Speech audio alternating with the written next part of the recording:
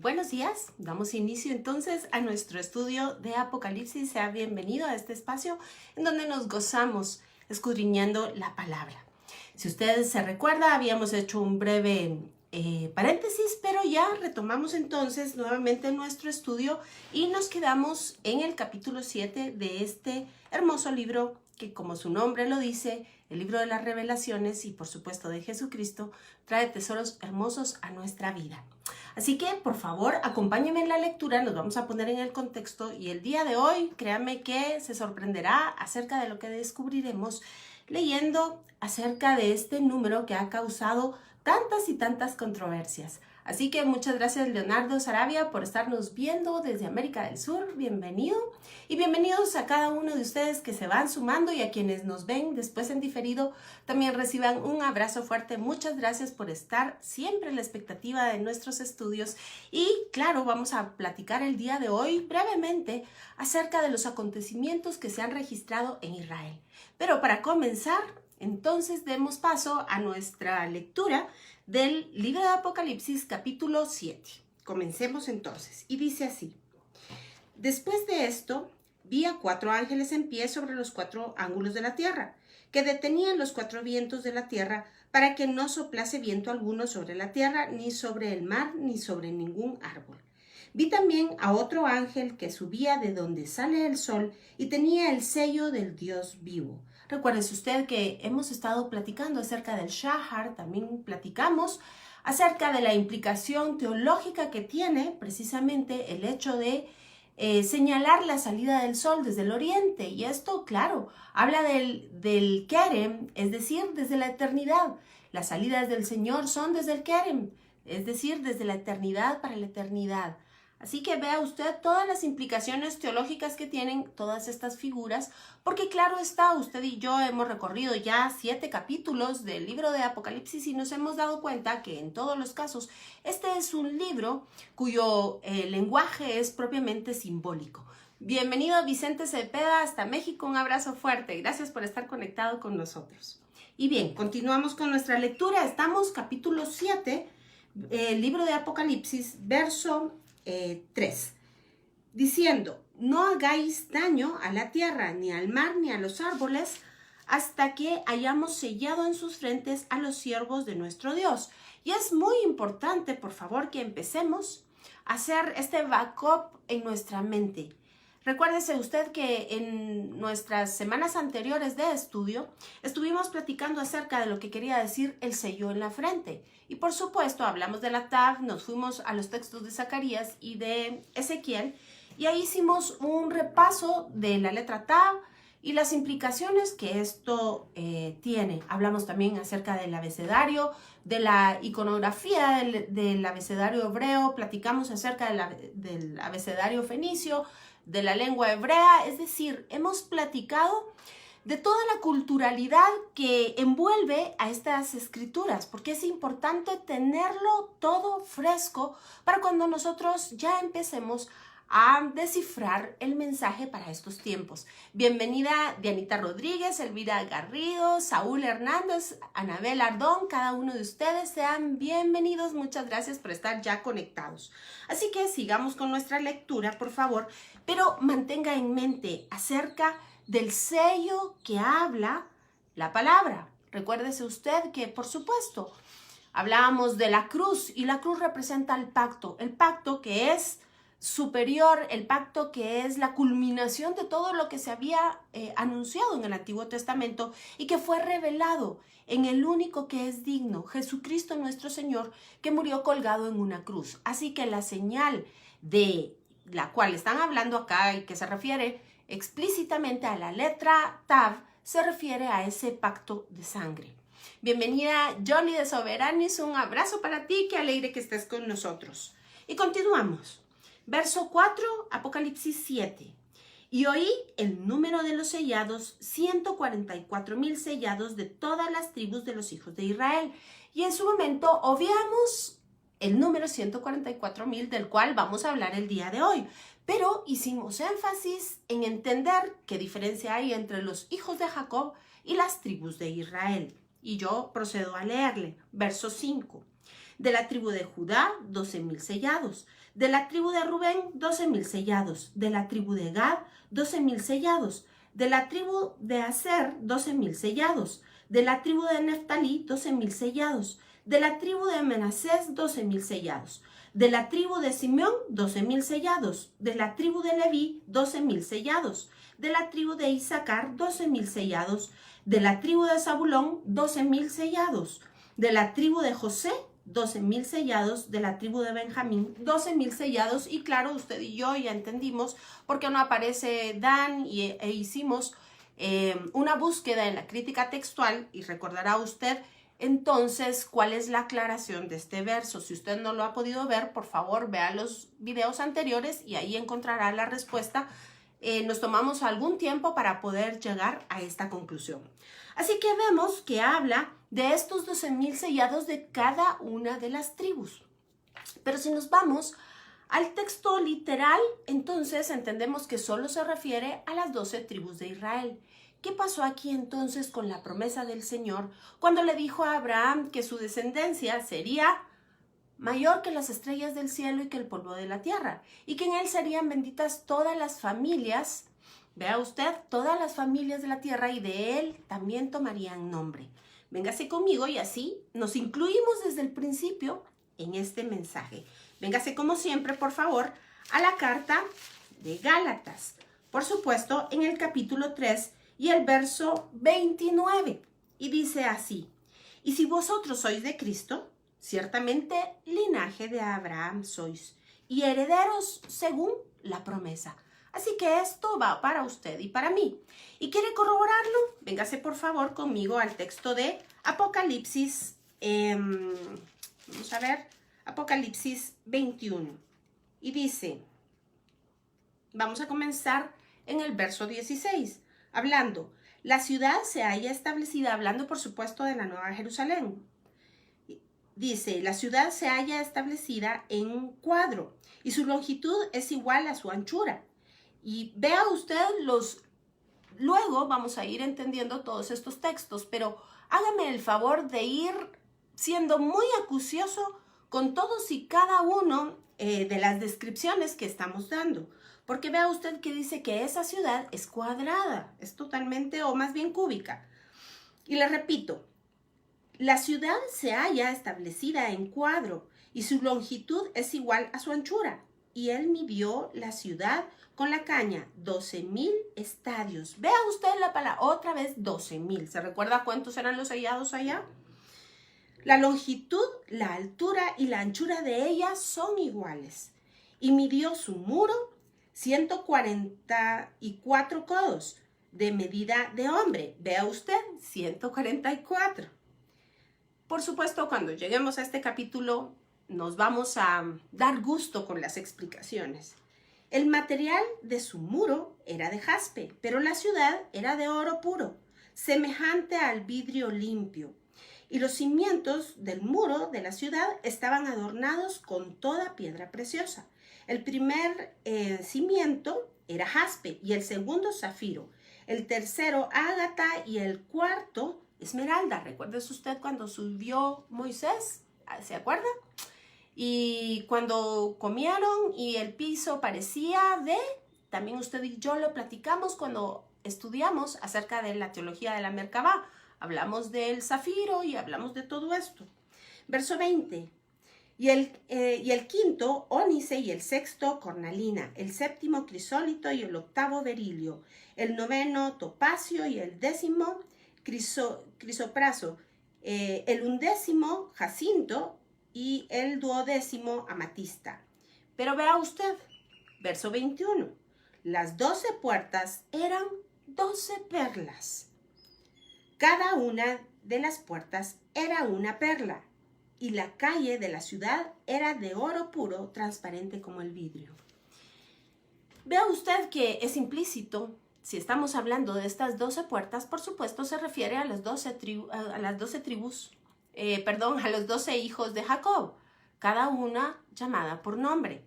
Pero si usted pone atención, en ninguno de los casos habla de una 13ª puerta para los gentiles. Así que Vea usted, gracias Pastor Bernal por estar con nosotros. Efectivamente, 12 puertas de los nombres de los hijos de Israel. Pero, como le repito, en ninguno de los casos hay una treceava para llamar a los exgentiles, es decir, a nosotros, porque usted y yo, lo vimos claramente en Gálatas, explicado por el apóstol Pablo, somos linaje de Abraham, los de Cristo, los de la fe, somos incluidos en este mismo linaje. Así que entonces, hágame usted favor de regresar conmigo al texto de Apocalipsis 7. Y dice, y oí el número de los sellados, 144,000 sellados, de todas las tribus de los hijos de Israel. Vea usted que en la Biblia no hay absolutamente nada puesto por casualidad, ni una coma siquiera. Así que todos los números que leímos en Apocalipsis 21, por supuesto que tienen una relación directa con los números que estamos viendo acá. Acuérdese usted que hablaba del templo, de esa nueva Jerusalén, que más bien, me voy a expresar de manera correcta, ya no hay necesidad de templo, porque es el Mesías nuestro templo. Y habla de las medidas, de la forma de cubo de esta hermosa ciudad, de los materiales de los cuales está hecha. Y si usted ha ido armando todas estas ideas mentales, ya más o menos tendrá el camino o la ruta por donde nos está llevando Juan en esta revelación de Jesucristo. Pero regresemos entonces a hablar de estos 144,000 que están sellados. Vea usted, sellados, y hablamos con el pacto de Dios, es decir, en su contexto original, en Ezequiel, habla de la letra Tav que representa el pacto. Ahora bien, entonces debemos recordar que este libro es simbólico y debemos de entenderlo entonces a la luz de la culturalidad y, por supuesto, a la luz de las propias escrituras. Así, debemos de recordar que a lo largo de toda la historia bíblica se han mencionado muchas veces las 12 tribus de Israel y con esto se utiliza aquella técnica que es bíblica de interpretación de la maximización y la minimización, es decir, los múltiplos de 12. Así, 144,000 es un múltiplo precisamente de 12. Y vea usted, yo quiero recordarle algunos de los pasajes en los cuales se recuerda precisamente a estos 12 hijos. Así podemos acordarnos de los 12 espías que fueron los príncipes que fueron a ver la tierra prometida. ¿Recuerda usted la historia de Josué y Caleb? Y por cierto, quiero recordarle que todos los días jueves por la noche, 7 de la noche, hora Guatemala, Centroamérica, el ingeniero y pastor Alfonso Ledesma nos está deleitando con un estudio precioso precisamente del libro de Josué.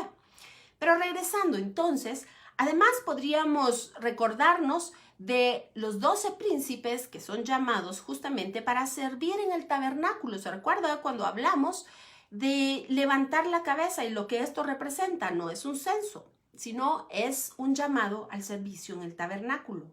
Además, también podemos mencionar las 12 piedras que utilizó el profeta Elías para justamente hacer un altar. Y las 12 piedras que puso en el río Jordán, todo esto claramente instrucciones de Dios. Pero cuando Josué iba a atravesar el río, se recordará usted que Dios mismo le mandó a poner estas 12 piedras en recordatorio, en señal de estos 12 hijos de Israel. Así que podríamos seguir hablando de una serie de eventos que precisamente tienen relación con los 12 hijos o las 12 tribus de Israel. Así que debemos de mantener esto muy fresco en mente para darle seguimiento a lo que continúa en el proceso de la exégesis y de la hermenéutica bíblica. Así que, recordando la maximización y la minimización, ahora le platico brevemente, si usted no nos acompañó en los estudios anteriores, esto representa de alguna manera, los números grandes se pueden achicar, se pueden minimizar siempre y cuando tengan los mismos múltiplos o viceversa. Igualmente, lo podemos hacer en las prefiguraciones o las figuraciones. Usted recordará que platicamos acerca de la teología de la Merkabah y entonces dimos la interpretación de acuerdo, por supuesto, a lo que está escrito en el libro de Levítico. Y vimos que la maximización de aquellos sacrificios que están descritos en Levítico son las caras de los animales, de los seres vivientes. Así, por ejemplo, la cara de las aves está maximizada en el águila. La cara de los carneros está maximizada en el buey. Y por supuesto, usted recordará que la expresión máxima, absoluta, total de estos sacrificios era precisamente el rostro del único Dios, de Jesucristo nuestro Señor, que está también representado en estos animales vivientes. Así entonces entendemos que debemos de tener toda esta culturalidad a flor de piel para poder entender. Así, entonces, procedamos. Déjeme contarle que de acuerdo a lo que está descrito en Éxodo, yo le tengo aquí las dimensiones, y espero que se vean, las dimensiones del altar de sacrificio. Si usted me acompaña, vea acá, por favor, yo voy a estarme volteando para irle señalando. Todo esto fue el tabernáculo que Dios mandó a Moisés que se hiciera. Y si usted ha leído las escrituras, se dará cuenta que Moisés no puso en ningún caso absolutamente ninguna de sus ideas en acción aquí. Es más, el Señor proporcionó un espíritu creativo, un espíritu diferente de inteligencia, de conocimiento, de sabiduría, para que se hiciese de acuerdo a lo que Él había mandado. Así que incluso las puntadas que unían las pieles para los techos, cada uno de los clavos, los postes, cada cosa que usted ve aquí es la respuesta a la obediencia de los planos, por así decirlo, tridimensionales que Dios le mostró a Moisés y a sus siervos para que realizaran este altar. ¿Por qué razón? Porque es un espejo, y a nosotros lo hemos entendido también, es un espejo de lo que está en los cielos. Así vea usted. Entonces, el día de hoy vamos a hablar del primer objeto que está, o utensilio, por decirlo de alguna manera, que está a la entrada del tabernáculo. Este tabernáculo, recuérdese usted que era desmontable y pues viajaba con los israelitas a todos lados donde ellos iban, por supuesto, obedeciendo las instrucciones del Señor. Cuando se levantaba la nube, todos caminaban, desarmaban rápidamente este tabernáculo y habían instrucciones precisas para hacerlo de la manera que Dios quería. Y déjeme contarle un dato, por si usted no se ha dado cuenta. Si usted toma el libro de Éxodo y empieza a buscar las instrucciones y todos los detalles de este tabernáculo, se dará cuenta que empieza de adentro hacia afuera. Y esto ninguna casualidad es. ¿Sabe por qué? Porque fíjese usted que es Dios el que se revela al hombre y no el hombre el que tiene la capacidad de entrar hasta el trono de Dios. De la misma manera, si usted es acucioso en el estudio de las escrituras bíblicas, usted puede regresar y ver hablando acerca del tema de los hijos de Israel y usted verá un dato curioso. Y es que precisamente cuando Jacob bendice a sus hijos y va de uno en uno, guarda un orden preciso que está registrado en la Biblia. Y este orden es exactamente el mismo orden, vea usted qué cosa más hermosa, con la cual les es dado el lugar geográfico a cada uno de ellos, en ese mismo orden. Así que Dios, créame que no lo hizo todo al azar o como saliera, sino ya tenía un plan preestablecido y los grandes hombres de Dios supieron escuchar la voz del precepto para hacer todo conforme a la voluntad de Dios. Pero continuando entonces con el altar del sacrificio, porque quiero trasladarle hoy un dato que es verdaderamente hermoso. Vea usted, entonces, al nada más cruzar la puerta del atrio, se encontraban con el altar del sacrificio.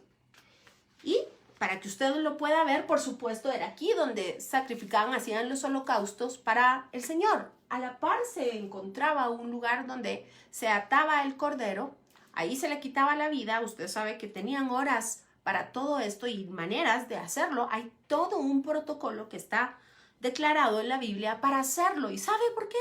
Porque todo ese protocolo anuncia también a Jesucristo. Pero regresando entonces a nuestro altar, vea usted, aquí se ve, pues no se ve cúbico, pero realmente esto más bien obedecía a unas medidas casi cúbicas. Así, el largo y el ancho, cada uno de ellos era de 5 codos y nada más el alto era de 3. Y esto es importante y usted me dirá qué tiene que ver con todo lo que estamos viendo. Pues vamos a hacer la cuenta y vamos a sacar la cuenta de cuántos codos cúbicos tendría el altar del holocausto. Y podemos multiplicar 5 por 5, 25 por 3 son 75 codos cúbicos. Fíjese usted que esto equivale a una medida de capacidad bíblica y esta es denominada CA. Esto representa, o estos 75 codos cúbicos es igual a 1000 CA. Y fíjese usted que para poder entender a qué se refiere esto, es importante poder consultar la literatura rabínica, es decir, aquella que explica de mejor manera todas las costumbres, los ritos del pueblo de Israel. Por supuesto, debemos de ser muy cuidadosos y en cuanto a esto, de hecho, vamos a tener un breve taller para hablar de qué representa toda la literatura rabínica, cómo poder utilizarla en el estudio de la palabra de Dios, cómo poder nosotros sentirnos seguros a la hora de buscar y cómo buscar. Pero bien, déjeme contarle brevemente que el día de hoy consultamos la literatura midrashica o el midrash que se encuentra en el Talmud. Muchos de ustedes me han escrito y me han preguntado qué es esto del midrash y qué es esto del Talmud. Yo le voy a contar. Midrash quiere decir explicación. En plural se dice midrashim. Y este es un término hebreo que designa un método de interpretación o de exégesis del texto bíblico. El midrash se utiliza tanto en el pueblo de Israel como nosotros que hacemos estudios metatextuales, es decir, tomando en cuenta toda la culturalidad, la historia, la arqueología, la fonética, la lingüística, la filología, es básico y fundamental, porque nos perdemos de todo este bagaje cultural que le da sentido a la escritura. Así pues, entonces, el midrash o la explicación está dirigida al estudio o la investigación y nos facilita, entonces, por ende, la comprensión de la Torá y de los escritos y de toda la palabra. Pero el término midrash puede referirse, y estoy ahorita leyéndole el texto que aparece en el diccionario de Google, dice, puede referirse a una compilación de las enseñanzas midrashicas en forma de comentarios legales, exegéticos u homiléticos de la Tanaj, es decir, de todo el Antiguo Testamento y del Talmud. El midrash toma elementos actuales para ejemplificar de modo comprensible los textos antiguos. Y bueno, esto es importante. La etimología de la palabra midrash proviene del verbo hebreo darash, que significa buscar, investigar y estudiar. Déjeme decirle que este precisamente es uno de los niveles de interpretación de la exégesis hebrea, el drash, y de lo cual me parece que estaremos dando, yo le adelanto, un taller gratuito el día 19, lunes 19, me parece, a las 7 de la noche. Déjeme confirmarle, pronto estaremos subiendo toda la información si usted quiere aprender acerca de los métodos exegéticos y de hermenéutica hebreos. Pero vea usted, esto quiere decir midrash, explicación. Y Talmud es el libro que contiene la recopilación de todas las tradiciones orales judías. Así que aquí está incluida la religión, las leyes, que es la Mishnah, y todos los comentarios a esta. Y eso recibe el nombre de Gemara. Así que le voy a leer un texto. Dice, así como el Talmud es, en términos generales, una interpretación abierta de la Torá, así otros libros pretenden penetrar en su sentido más profundo, desarrollando un efecto más para encontrar permítame que se lo estoy traduciendo, para encontrar el sentido más profundo tendría que ser. Así, entonces nosotros hoy estamos consultando justamente el Midrash que nos explica qué quiere decir estas medidas de capacidad. Y le repito, entonces, ya habiendo hecho toda esta explicación de dónde encontramos nosotros la explicación para las medidas, vea usted, el texto bíblico nos dice que el altar del sacrificio tenía 5 codos por 5 codos por 3 de alto, es decir, 75 codos cúbicos. Esto representa, tal y como se lo había dicho, 1000 seah, que es una medida de capacidad que está registrada en el Midrash. Así, ¿sabe usted entonces cómo se medía esta medida de capacidad de seah? No me lo va a creer, pero con huevos. Un seah era equivalente a un huevo. Una técnica muy ingeniosa para determinar las medidas de capacidad de una manera fácil, y recuerde usted que estamos hablando de cientos de años atrás, que no tenían todas las facilidades que tenemos nosotros ahora. Entonces se ingeniaron utilizar los elementos que tenían a la mano. Y así utilizaban el huevo para medir esta medida de capacidad, seah. Por otro lado, también utilizaban lo que es tan común en Israel, y eran las aceitunas. Cada una de estas era puntualmente una medida, porque se entiende que la variación entre estos, se supone que todas las aceitunas son más o menos iguales, todos los huevos son más o menos iguales, y la variación era muy poca. Entonces, vemos que, fíjese cómo vamos hilvanando las ideas. Entonces, resulta ser que los 144,000 seah, de los cuales están hablando, representa algo mucho más profundo. Y si hacemos entonces un cruce de textos, que no me voy a ir a una interpretación profunda, lo haremos cuando lleguemos al texto de Apocalipsis 21, nos damos cuenta que la implicación es muchísimo más allá que solamente la medida como tal cosa. Un abrazo fuerte, Pastor Miguel Ángel Casimiro. Qué bueno que estés con nosotros. Muchísimas gracias por el honor. Gracias por estar conectados. El Pastor Casimiro también estará dando unos cursos hermosísimos acerca de hermenéutica, homilética y exégesis bíblica. Así que esté pendiente. Y pues bien, entonces le decía que ahora sabemos que esta es una medida de capacidad y que por supuesto se refiere a estos 12,000 mencionados de cada una de las tribus. Pero, ¿qué quiere decir con respecto a la interpretación de este pasaje? Pues bien, dice, fíjese, dice, del 1 en adelante, vuelve, oh Israel, a Jehová tu Dios, porque por tu pecado has caído.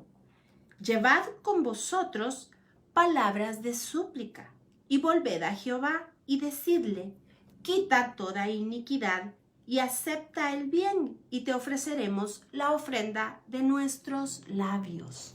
Vea usted, está hablando de una ofrenda, que ya no es propiamente la misma ofrenda que se hacía en este lugar.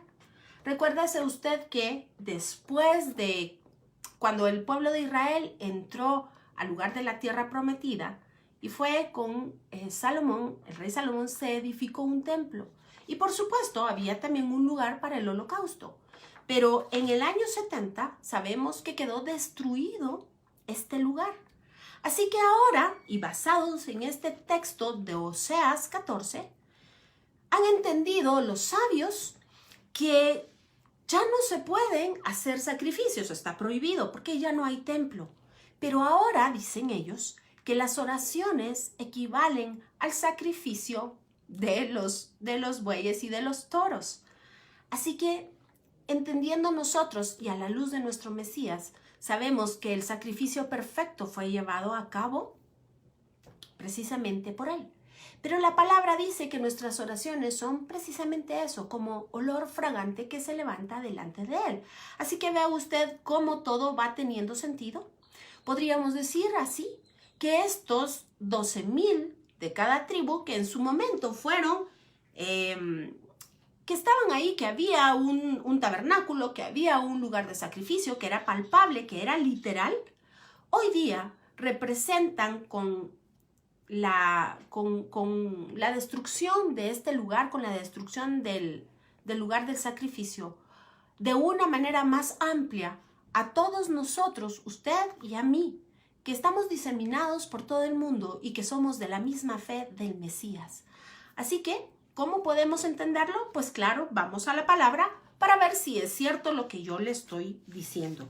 Véngase conmigo, por favor, al texto de Hebreos, capítulo 13, del verso 10 en adelante. Y dice así: tenemos un altar del cual no tienen derecho de comer los que sirven al tabernáculo. ¿Entiende por qué?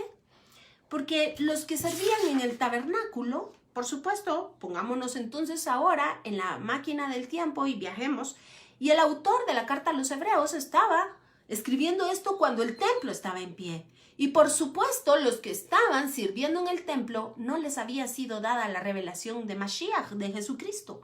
Así que dice que nosotros los que sí tenemos esa revelación, que ya no estamos aquí, y por supuesto ahora, por supuesto que no estamos ahí, tenemos un altar diferente. Y lo vuelvo a leer: del cual no tienen derecho a comer los que servían en el otro altar ofreciendo animales. Porque los cuerpos de aquellos animales cuya sangre a causa del pecado es introducida en el santuario por el sumo sacerdote, son quemados fuera del campamento. Y esto tiene una razón de ser. Si usted quiere saber de esto, busque por favor acerca de las Mishmeret. Ahí hay un video, 3 videos que hablan acerca de esto. Por lo cual también Jesús, para santificar al pueblo mediante su propia sangre, padeció fuera de la puerta, es decir, él llevó a cabo y él cumplió absolutamente por encima de todos los sacrificios que estaban anunciados. Él fue el sacrificio perfecto. Salgamos pues a él fuera del campamento llevando su vituperio, porque no tenemos aquí ciudad permanente, sino que buscamos la porvenir. Se recuerda que usted y yo ya leímos el texto precisamente de Apocalipsis 21. De esa ciudad es de la cual nos está hablando el autor a los hebreos. Y dice, así que, o sea, por consecuencia, porque hemos entendido todo lo que nos ha descrito acá, nosotros ya no estamos en estos sacrificios, ya no, sino que en el único del Cordero de Dios que quita el pecado del mundo.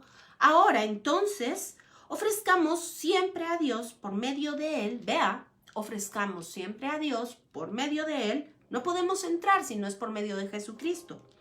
El sacrificio de alabanza, es decir, fruto de labios que confiesan su nombre. Así que entendemos por una pura exégesis, por un propio cruce de citas, que todos y cada uno de los que representan estas unidades no son en su sentido propio literal en este tiempo, sino representa a todas esas estrellas, a todo ese polvo que le fue anunciado a Abraham, que su descendencia sería mayor que el polvo, mayor que las estrellas. Y se refería, por supuesto, a nosotros, tal y como empezamos viéndolo en Gálatas. Así que este fruto de labios que confiesan su nombre se refiere a todos y cada uno de los que formamos parte de este altar del sacrificio. Acuérdese que también Pablo nos explica de otra manera y nos dice, presentad vuestros cuerpos. ¿Y cómo? precisamente delante del Señor en santidad, santidad al Señor, porque este es vuestro culto racional. Y ¿saben? Habla precisamente de la capacidad que Dios nos ha dado a través del Espíritu Santo de disminuir nosotros para que Él crezca en nosotros, para que sea Él y no nosotros. Y este es nuestro culto racional. Este es el sacrificio del cual habla Pablo. Así que vemos que esta explicación acerca de este altar para el día de hoy habla de vidas sujetas al Mesías, a Jesucristo, lavados con la sangre del Cordero, vidas en santidad para Él. Pero, ¿saben? No podemos hablar y hablar y hablar acerca del Evangelio si nuestra vida contradice lo que decimos. Había un texto, un refrán que decía, evangeliza y si es necesario, evangeliza con tu vida y si es necesario, habla.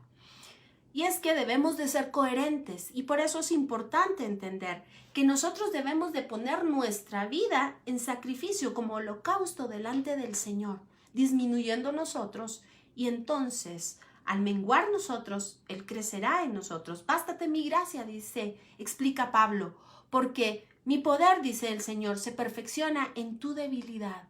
Y dice Pablo, entonces de buena gana me gloriaré, porque cuando soy débil, entonces soy fuerte.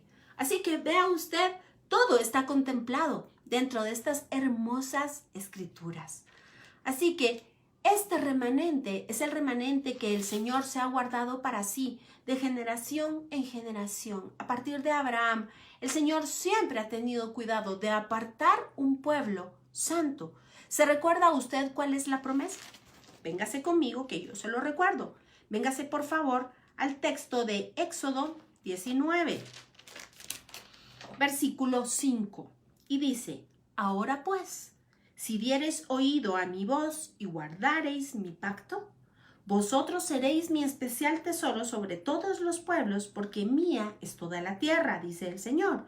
Y vosotros me seréis, vea, un reino de sacerdotes y gente santa. Estas son las palabras que dirás a los hijos de Israel. Le está diciendo Dios a Moisés. Este es el pacto. Esta es la razón por la cual el Señor Jesucristo vino en un Pesaj a sacrificarse por nosotros, tal y como lo acabamos de conmemorar el sábado anterior.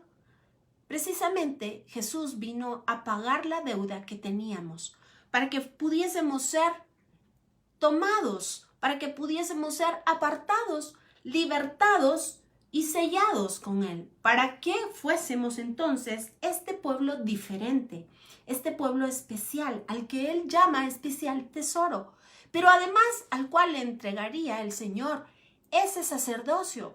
Y Él estaba dispuesto desde Éxodo, pero recordará usted que inmediatamente viene el pecado del becerro de oro, del cual vamos a hablar luego, y entonces fue necesario deshacer el desposorio que se llevó a cabo precisamente aquí en Éxodo 19.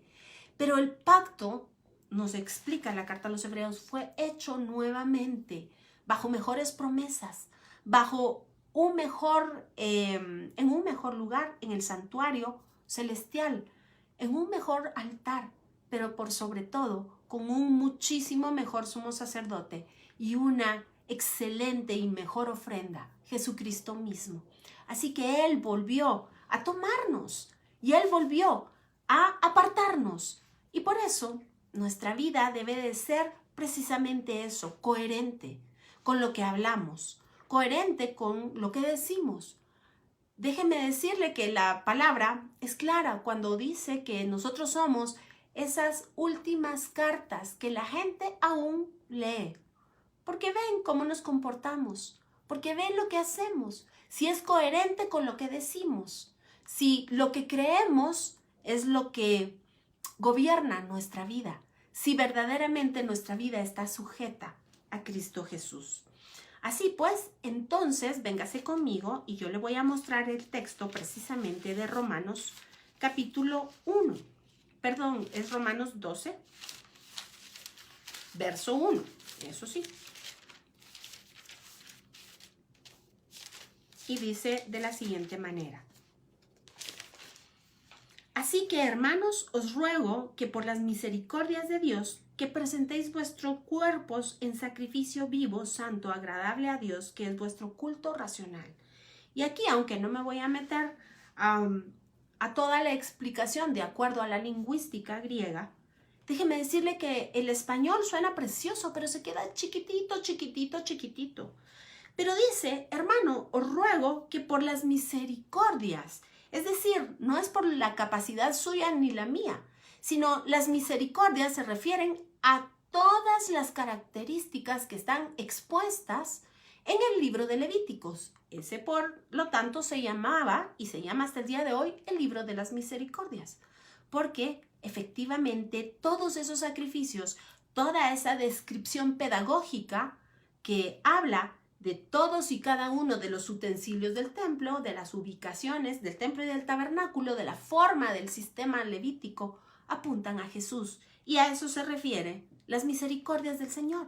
Es por esto que el profeta Daniel, en esa hermosísima oración, cuando se refiere al Señor, habla de la siguiente manera: porque no nos presentamos delante de ti confiados en nuestra propia justicia, sino en la muchedumbre de tus misericordias.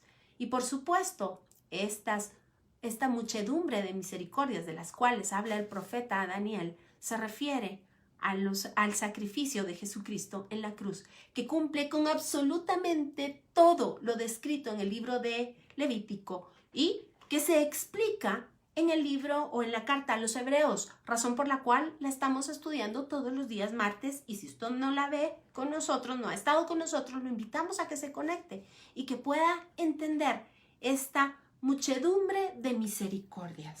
Así pues, le repito, Pablo nos exhorta: así que, hermanos, os ruego por las misericordias de Dios, es decir, por ese sacrificio de Cristo que lo cumplió todo en la cruz y nos dio la capacidad de hacerlo, que presentéis vuestros cuerpos en sacrificio vivo, santo, agradable a Dios, que es vuestro culto racional. Y ¿sabe? Cuando leemos en el español el culto racional, pareciera ser que es lo que nosotros hacemos con el entendimiento. Pero déjeme decirle que no se queda solamente ahí. Cuando habla del culto racional, se refiere no solo a la capacidad que Dios nos ha dado de entender lo que estamos haciendo, sino a la capacidad todavía mayor de la cual habla Efesios capítulo 1, y es ese poder de Dios que habita en nosotros y que también lo dice Romanos. Ese poder que levantó a Jesucristo mismo de los muertos es el poder que habita en usted y en mí. Y este razonamiento, esta capacidad de entender la leidad, la sabiduría, la inteligencia, es dada por Dios. ¿Para qué? Hay una sola razón. Véngase por favor conmigo a Efesios y yo le voy a mostrar cuál es la razón de que el Señor nos haya dado esta capacidad. Y venga, vamos a comenzar a leer Efesios capítulo 1, verso 11. Y dice: en él, asimismo, tuvimos herencia. Así que hoy vamos a hablar de la herencia. Habiendo sido predestinados conforme al propósito del que hace todas las cosas según el designio de su voluntad, a fin de que seamos para alabanza. Vea usted, ¿se recuerda lo que hemos estado hablando de la alabanza? ¿Se recuerda que nosotros somos parte, somos estas unidades que forman parte de ese altar que sube un olor grato delante del Señor? Cual perfume agradable delante de Él son nuestras oraciones. Una vida expuesta delante de Él, sujeta a Él, es agradable al Señor. Una vida humillada delante de Él. Así que, a fin de que seamos para alabanza de su gloria, nosotros los que primeramente esperamos en Cristo. En Él también vosotros, así habiendo oído la palabra de verdad, vea usted cómo comienza. Oímos la palabra de verdad. Es por eso que es tan importante que usted cuide donde se alimenta de la palabra. Así que dice, el evangelio de vuestra salvación. Y debo aclarar aquí algo y hacer énfasis porque estaremos hablando prontamente acerca del espíritu del anticristo, del cual el día de ayer, si usted consulta el video, ya empezamos a hablar acerca de toda esta revolución que hay en Israel y hasta dónde son los alcances proféticos escatológicos. Así que dice, vea usted, habla acerca de nuestra salvación, del verdadero evangelio.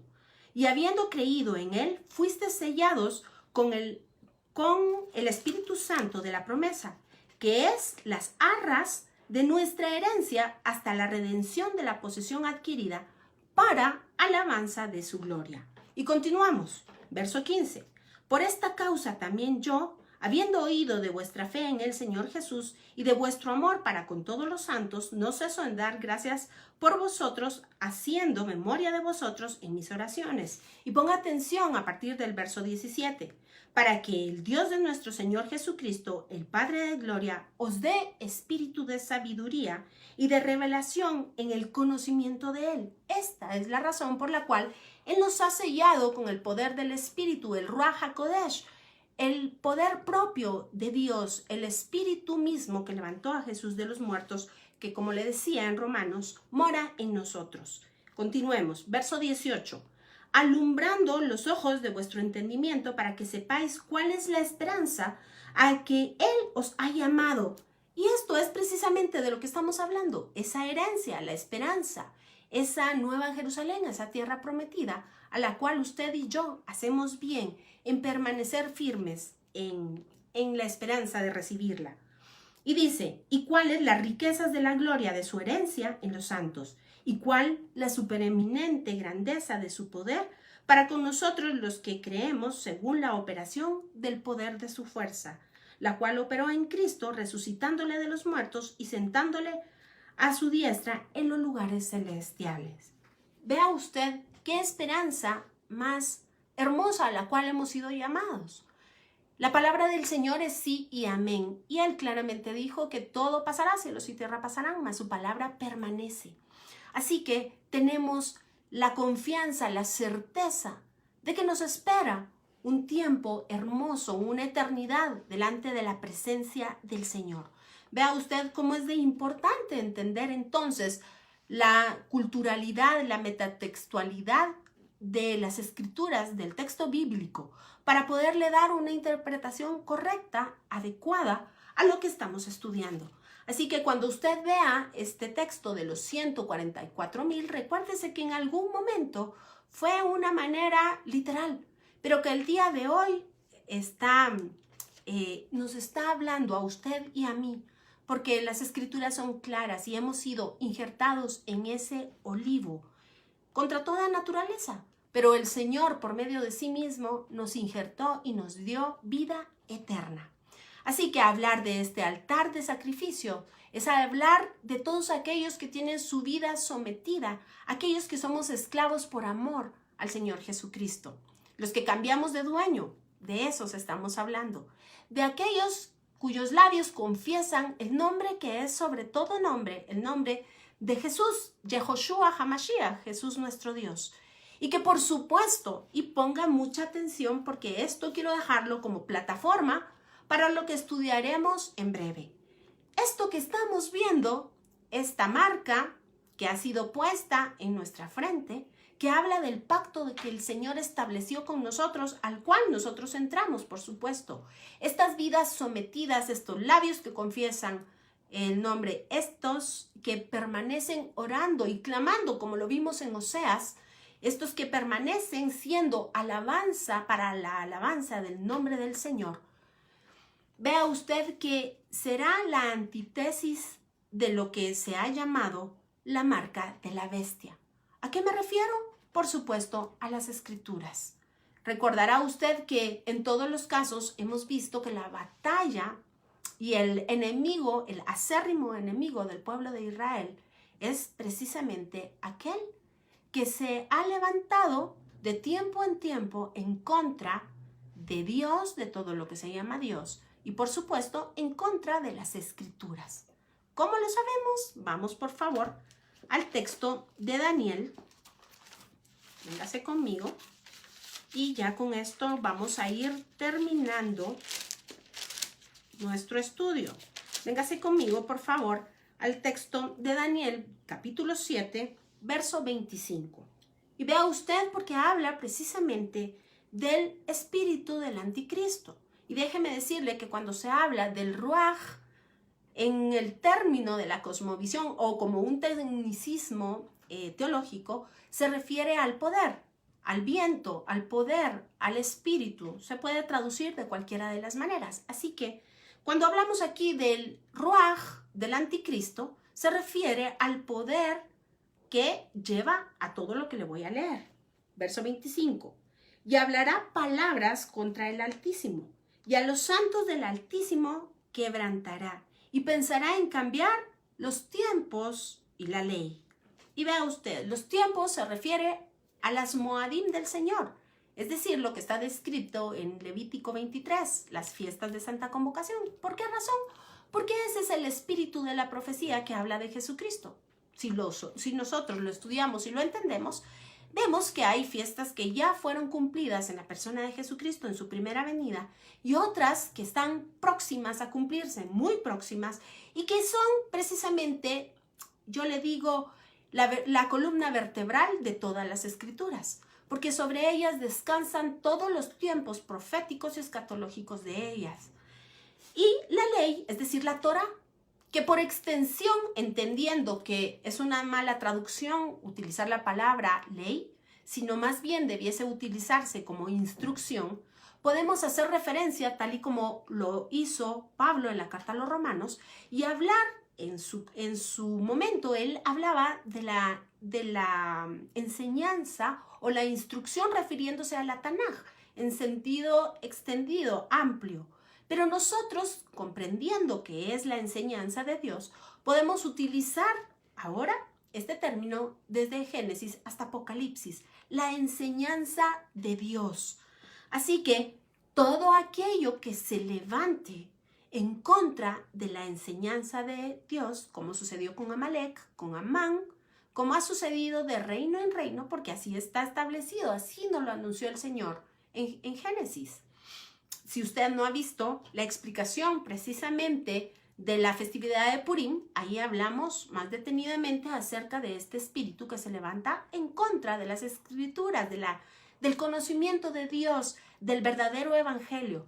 Todo aquel sistema que niegue la corporalidad de Cristo, que niegue que Jesús es Dios, que niegue que Él vino en carne o en forma de hombre a morir por nosotros en una cruz, que pasó 3 días sepultado y resucitó al tercero y ahora está sentado a la diestra de la majestad en las alturas y luego vendrá. Este es el verdadero evangelio, y todo aquel que lo niegue, créame que es parte del espíritu del anticristo.